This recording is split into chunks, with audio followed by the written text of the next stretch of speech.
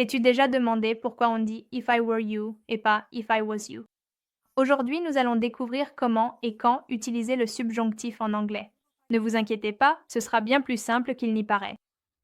Avant tout, qu'est-ce que le subjonctif? Eh bien, le subjonctif est un mode verbal utilisé pour parler de souhaits, de recommandations, de nécessités et même de situations hypothétiques. On l'utilise lorsque l'on parle de quelque chose qui n'est pas forcément réel à ce moment-là. Par exemple, quand on dit I wish I were rich, j'aimerais être riche, cela ne veut pas dire que je le suis déjà, mais j'exprime un souhait, une situation hypothétique. C'est ça le subjonctif. Maintenant, commençons par la forme au présent. En anglais, on ajoute généralement un s au verbe à la troisième personne du singulier, mais lorsqu'on utilise le subjonctif, on ne le fait pas. I suggest that he study harder. They recommend that she be on time. Tu vois la différence?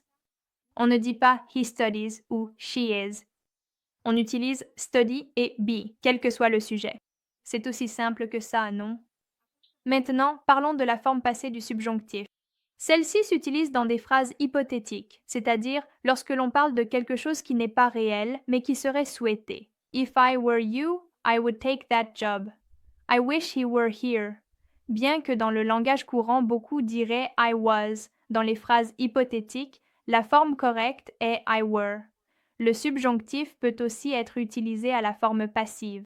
Cela signifie que l'on ne s'intéresse pas à qui fait l'action, mais simplement au fait qu'elle doit être accomplie. It is important that the project be completed on time.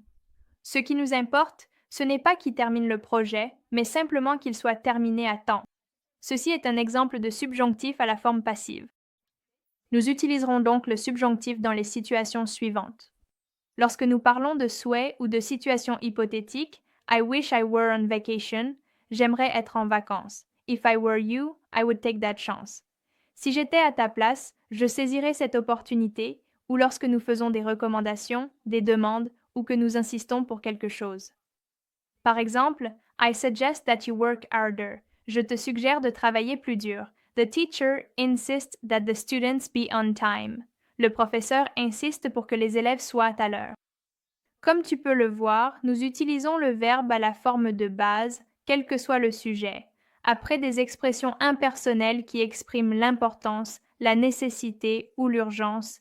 It is essential that she be present at the meeting. Il est essentiel qu'elle soit présente à la réunion. It is important that the report be submitted on time. Il est important que le rapport soit soumis à temps. Dans les propositions conditionnelles, quand on parle de situations hypothétiques, If I were rich, I would travel the world. Si j'étais riche, je voyagerais autour du monde. I wish he were here. Je souhaiterais qu'il soit ici. Et dans des expressions figées traditionnellement utilisées, God save the Queen, que Dieu sauve la reine, Long live the King, vive le roi. Ces expressions ne changent jamais et s'emploient toujours au subjonctif. Mais on n'utilise pas le subjonctif dans des phrases simples. Par exemple, She works every day. Elle travaille tous les jours. Ici, on n'utilise pas le subjonctif car on parle d'une action réelle. I hope she comes to the party. J'espère qu'elle viendra à la fête. Même s'il s'agit d'un souhait, dans cette phrase, on n'utilise pas le subjonctif, car il ne s'agit pas d'une situation hypothétique ou impossible.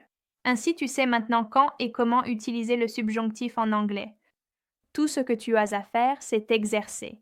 N'oublie pas de consulter toutes les leçons sur iSchool pour plus d'informations utiles.